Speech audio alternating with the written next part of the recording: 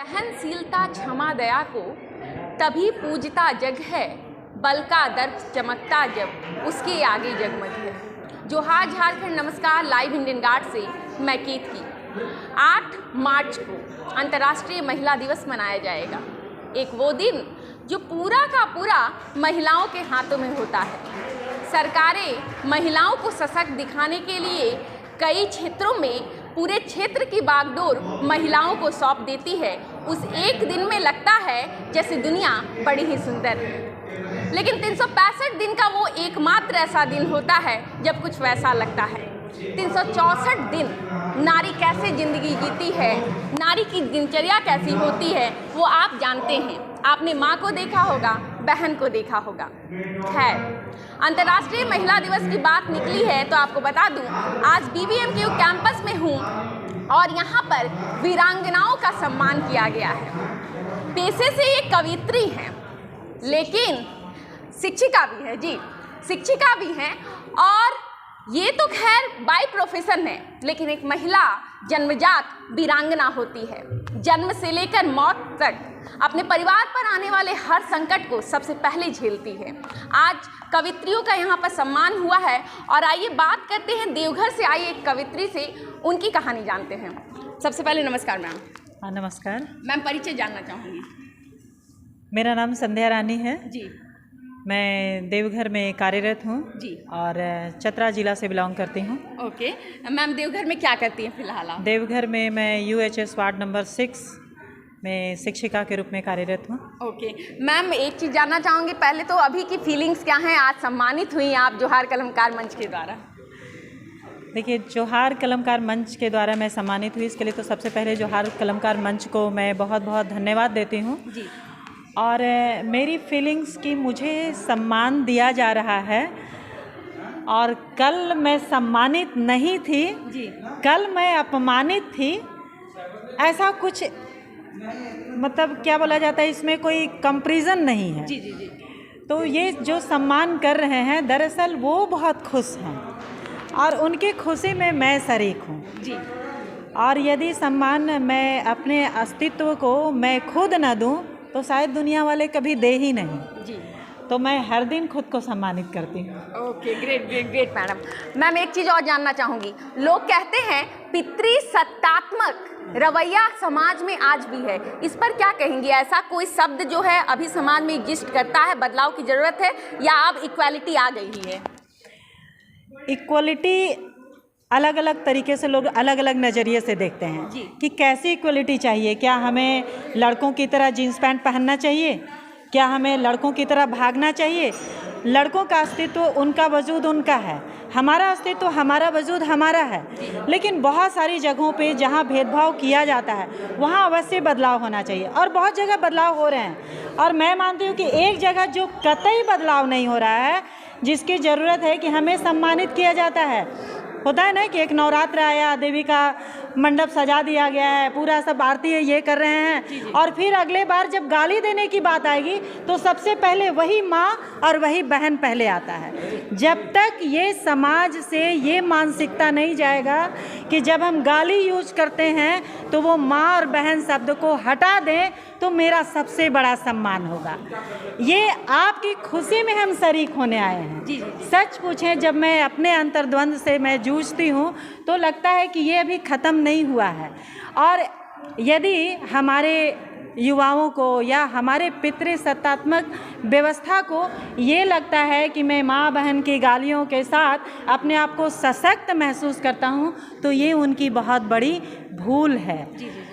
ये उनसे यदि अलग हट के देखें तब लगेगा कि सचमुच वो सशक्त हैं। और सही सशक्तता जब उसमें आएगी तब देश हमारा सशक्त होगा, नहीं तो ऐसे ही डोलते रहेगा जैसे आज डोल रहा है। तो वो सशक्तता चाहिए, ये नहीं कि पूजा कर लिए और फिर अंदर में वही है।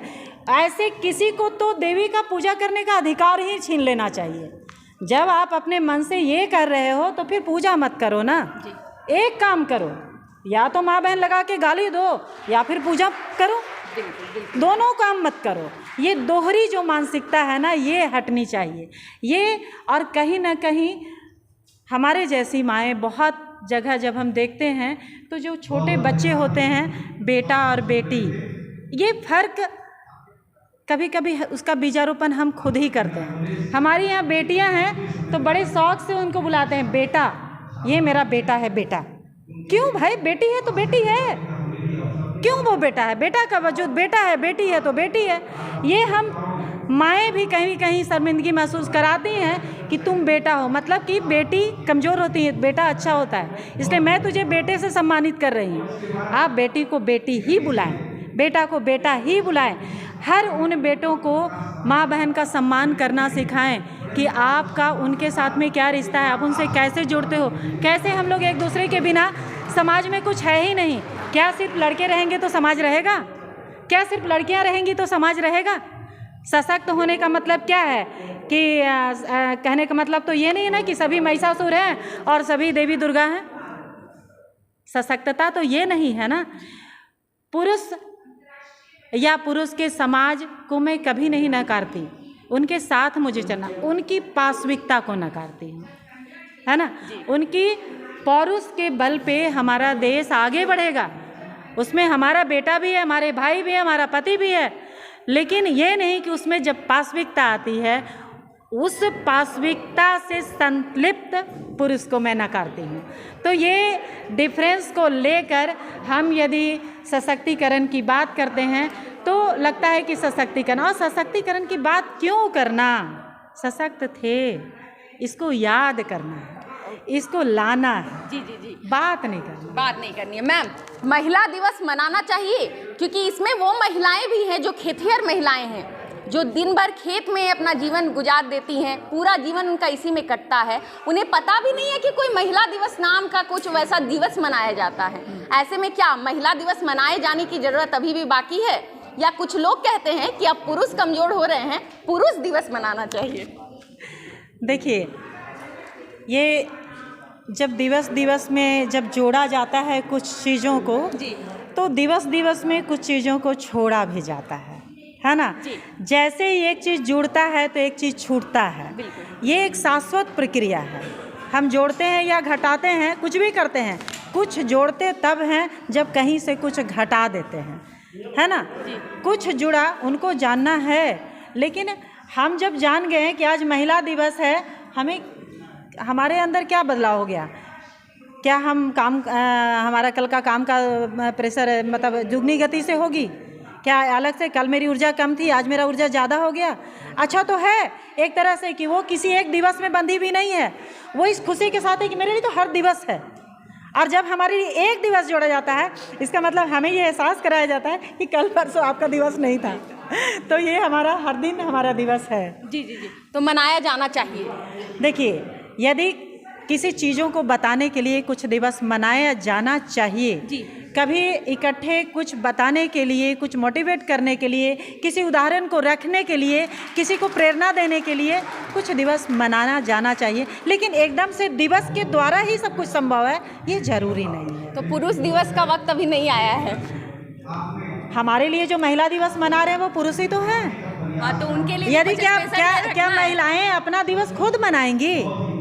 तो पुरुषों जब महिलाएं अपना दिवस खुद मना लें, हम अपना सम्मानित खुद अपने आप को कर लें, तो फिर ये करने की क्या ज़रूरत है? तो महिलाओं हमारे लिए दिवस कहते हैं ना कि हमारी ये लाइनें हमारी छोटी है, आरक्षण की ज़रूरत है महिलाओं को, तो हमें नहीं लगता है कि हमारे संसद भवन में जब जोर जोर से हल्ला किया जाता है कि इतने प्रतिशत आरक्षण मिलना चाहिए, उसमें महिलाओं की संख्या ज़्यादा होती है। वो हमारे आरक्षण के लिए चिल्लाने वाले हमारे पुरुष भाई ही होते हैं, है ना। तो वो भी तो हमारा सम्मान कहीं ना कहीं हमारे लिए वो जुटा रहे हैं। तो वो जो मना रहे हैं वो हमें दे रहे हैं, ये भ्रम को ही तो मिटाना है ना। तो हमें ये दिवस में यदि इस भ्रम को मिटा पाएँ तो इससे अच्छी बात और क्या होगी। तो बेबाक बोल आप सुन रहे हैं भारत की एक महिला के। जी हाँ, महिला होती है और एक महिला मातृत्व लेकर जन्म लेती है माँ के पेट से, इसलिए अपनी ममता की छांव में पूरी दुनिया पालती है, एक दुनिया बनाती है, घर आंगन संसार समेटती है। और कहानियाँ लेकर आएंगे हम आज के इस पूरे कार्यक्रम से। आप बने रहें लाइव इंडियन गार्ड के साथ।